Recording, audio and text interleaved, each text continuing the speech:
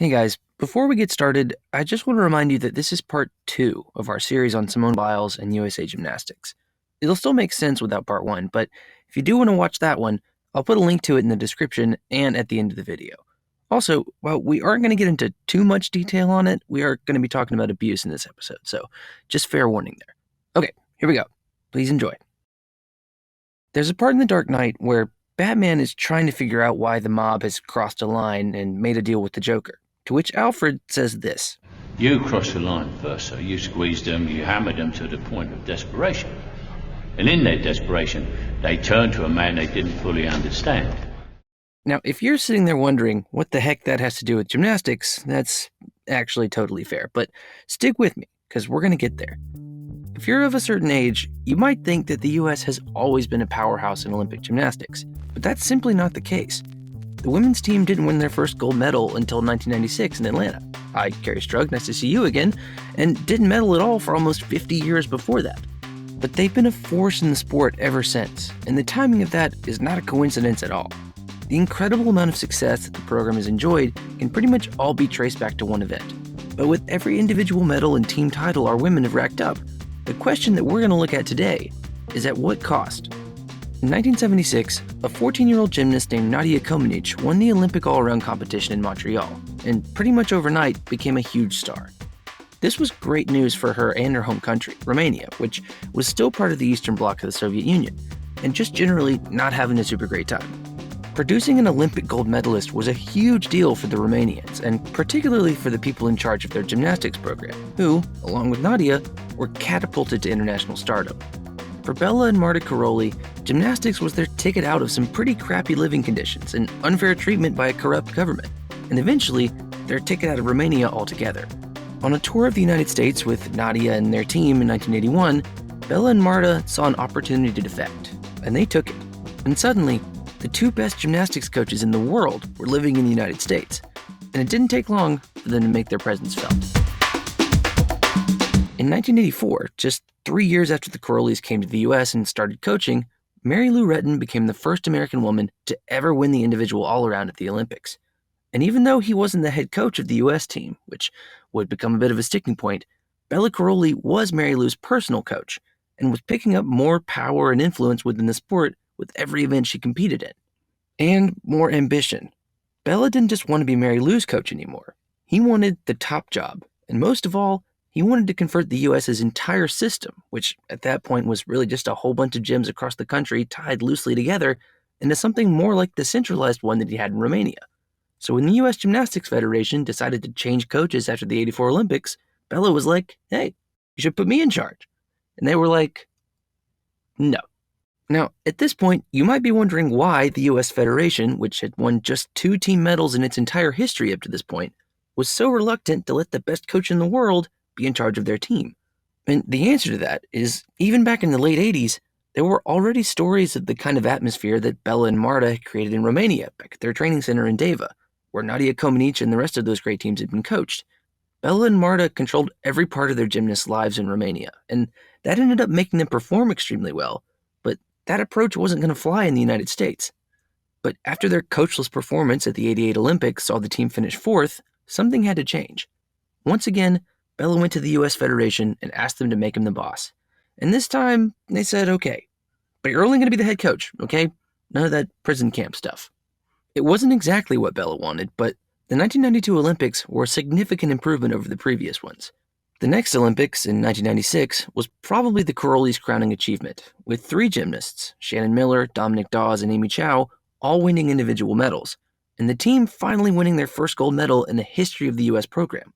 Bela wasn't the coach for that one, but Márta was, and together, their Magnificent Seven became the biggest success in the history of US gymnastics. And then, Bela retired from coaching and rode off into the sunset, never to be heard from again. I'm just kidding. Between 1997 and 1999, the team's performances dropped significantly and everybody freaked the heck out. After not winning any medals at the 97 or 99 World Championships, USA Gymnastics made the decision to try and bring back the man who'd gotten into the peak of the sport in the first place. So, have you finally decided to let me be in charge now? Yes, here you go, Mr. Karolyis. Oh, hell yeah. that may have been a mistake. After nearly 20 years of lobbying for it, Bela Károlyi finally had what he wanted: full control of USA Gymnastics. As national team coordinator, he and Márta would be able to host camps, make personnel decisions, and choose the national team directly, all from their gym in Texas. And between him and Márta, who took over the program in 2001, that decision paid off in spades. 2 team golds in 2012 and 2016, 4 straight Olympic all-around champions after Carly Patterson in 2004, and just a slew of other medals and accolades came their way in between. But like I mentioned earlier, all of this incredible success came at a terrible cost. Because for all of their titles and honors, the way the Karolyis ended up running their program justified a lot of the concerns that USAG expressed all those years before. The camps they hosted were borderline torture. Their national team decisions didn't always make sense.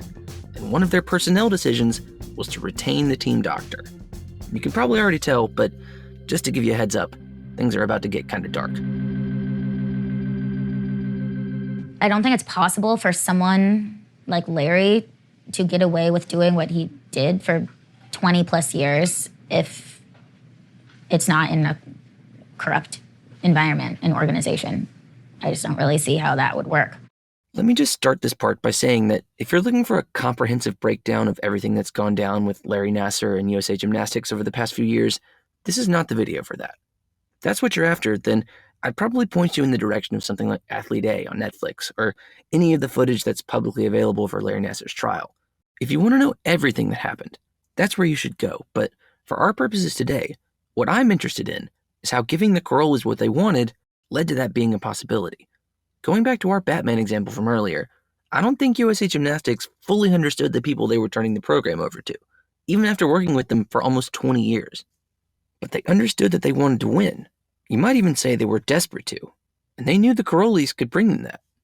Márta's tough, but it's tough love. And if there's one thing that's been proven and reproven again for 30 years now, is that the Károlyi method works. It wins the medals that these kids so desperately want. If I'm being diplomatic, the best way I can describe the culture at the Károlyi Ranch and the more centralized system would be unhealthily competitive. People like Jess O'Byrne from the Gymcastic podcast, who've covered the sport for years, got to see firsthand how that mindset was very much win at all costs, possibly including your own sanity. What were the rules of Károlyi camp? The rules were never show any weakness. You don't talk, you don't giggle. You work out twice a day. There's not a lot of time to do homework or study. Up until February 2018, you could not bring a parent or chaperone with you to the ranch. Dude, it's so culty. Like, if you met a stranger and they told you those were the rules for making your Olympic dreams happen, wouldn't you just slap them in the face and walk away? The less diplomatic, but probably also more accurate way of describing the culture at the ranch would be abusive and neglectful, both mentally and physically. Here's former USA gymnast Mattie Larson describing her experience in an interview with Vice. Márta would kind of look around and she would comment when people had like very little food on their plate. And she'd be like, eating so well, I see. And you'd have like a piece of chicken this big and like a grain of rice. I was so tired. I always felt like I was gonna pass out at the end of practice. Around the age of 15 or 16, I started taking so many laxatives every day. And it was insane. Like, my focus of practice was not like gymnastics. It was like, don't shit your pants in your leotard. Athlete well-being was not exactly a super high priority at the Károlyi camps, which by the time they moved full-time to the ranch in 2011, were about 1 week out of every month. Athletes have reported being underfed and over-criticized for their weight, verbally abused by Márta and Bela before that, and most of all, strongly encouraged to power through injuries, including by the guy who was supposed to be treating them. He let us compete when we were super injured. After I had like one of my worst injuries, I hurt both of my feet really badly at the same time. He didn't wrap them whatsoever. I didn't get a wheelchair. I had to stay the rest of the camp, crawling on my hands and knees. But like, what did all these adults do while there's like a teenage girl? Crawling? Nothing. The Karolyis isolated themselves and their athletes at their ranch, where no one was allowed except the people they wanted to be, including the parents of the girls they were coaching. It was basically Deva 2.0, only this time in the middle of the woods in Texas instead of communist Romania. They did that to eliminate distractions, but what it also eliminated was accountability. There was hardly anyone who had the power to tell them to rein it in or to enforce USA Gymnastics rules, like the one that said adults on the staff shouldn't be alone with minors. As long as they were winning, Márta and the rest of her team could pretty much be as ruthless as they wanted, which meant that Larry Nassar, who was with the national team for 30 years, could position himself as the nice adult to gymnasts like Aly Raisman. Raisman says she and other athletes did not realize at the time that Nassar gained their trust through a predatory technique designed to build an emotional bond with the athletes. It's called grooming. He would always bring me, desserts or gifts. He would buy me little things. So I really thought he was a nice person. I really thought he was looking out for me. That's why I want to do this interview. That's why I want to talk about it. I want people to know just because someone is nice to you and just because everyone is saying they're the best person, it does not make it okay for them to ever make you uncomfortable, ever. She's talking about Larry Nassar there, but the same goes for her coach and her coach's husband before her. Bela and Márta Károlyi shot to prominence in large part because of their public persona, which, not for nothing, included a lot of Bela doing things that were technically against the rules. I know I'm not the coach of this team, and I'm not strictly speaking allowed to be out here, but I'm Bela Károlyi, baby. Surely that doesn't apply to me. Plus, this is going to look awesome on TV. And it did. And that kind of thing was a big recruiting tool for the Karolyis in building up their personal brand. But that image very effectively masked a culture of abuse that had existed since all the way back in the David days. We talked about what happened to them and how USA Gymnastics and the adults charged with protecting them failed at every single turn. The meeting made clear that USA Gymnastics was fostering a culture that put money and medals first, far ahead of the safety and well-being of athletes. It would be easy to just blame USA Gymnastics, the entity, for what happened in this case, and they do bear an awful lot of the responsibility. But the adults in charge of protecting the gymnasts at the ranch where all this was taking place were the Karolyis. And one of those athletes was Simone Biles. Simone was part of Márta's Final Five team in 2016, but she'd been going to camps at the ranch for years before that. And somewhere in that time, she became one of Larry Nassar's victims, arguably the highest profile one. And none of her gold medals could even come close to making up for how let down she felt by the people who allowed that to happen. Did you guys really not like us that much that you couldn't just do your job?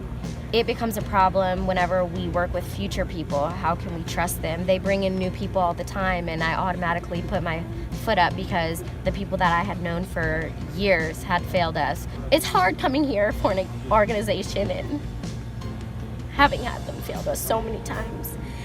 And we had won gold. We've done everything that they asked us for, even when we didn't want to, and they couldn't do one damn job. You had one job. You literally had one job, and you couldn't protect us. And it's just really sad because now every time I go to the doctor or training, I get worked on. It's like, I don't want to get worked on, but my body hurts. I'm 22, and it's just hard. So as she was on the plane in warm-ups and even about to start that vault in Tokyo, all of that trauma, which we talked about last episode, was weighing on Simone's mind. Being there in the first place was a reminder of what had happened to her and to so many of her friends and teammates, both past and present. And it was a reminder of all those moments in US gymnastics history at the Olympics, where the Karolyis were almost always present. Ironically, the culture of silence and suppression that they worked so hard to create, the one that made them so successful, eventually became their downfall. But did they feel responsible for that culture? I'll let them answer that one. But just to be clear, you didn't like Dr. Nassar, but did you think he was doing anything bad? Oh, no way. I don't think so. That one, The whole gymnastics community couldn't recognize us. Everybody said, Larry Nassar is a good doctor. Larry Nassar is a good guy. I feel extremely bad. I don't feel responsible, but I feel extremely hurt that this thing happened. And it happened everywhere, but happened here also. In the end, the best thing the Karolyis could have done to save their legacy would have been to say sorry and take responsibility for what happened to the gymnasts under their care. But they didn't. And that has to be weighed, along with the abuse itself, against all of the good things they did help make happen. That's really what trying to contextualize the Karolyis' impact on American gymnastics comes down to. How much you value the positives against the negative things they did or didn't do. From Eastern Europe to Southern Texas, their impact on Olympic gymnastics is at best as dark as it is decorated, and at worst, they're both monsters. In a moment of desperation, USA Gymnastics turned to a man and a woman they didn't fully understand, and by the time they figured it out, it was too late. And they will be dealing with the fallout from that decision, the legacy of the Karolyis, for a very, very long time.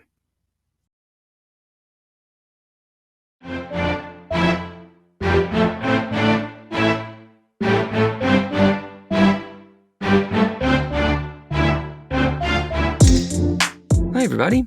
Well, that sure was a whole lot of fun, wasn't it?